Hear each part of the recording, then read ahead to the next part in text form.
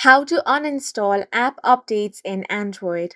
Hi guys, welcome to our channel. Let's begin. In this video, I will guide you on how you can uninstall app updates in Android device.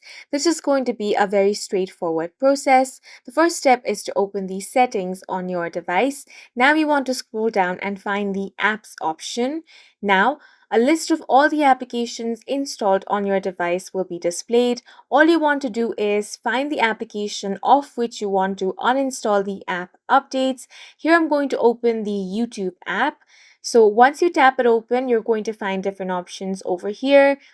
Now at the bottom, you will find the uninstall updates option. You want to tap on that.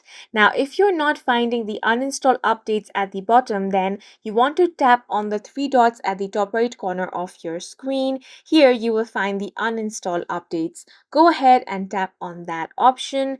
Now, this pop-up will appear. Here it says that uninstalling the updates is going to replace this app with the factory version. All data will be removed. This affects all users of this device, including those with work profiles.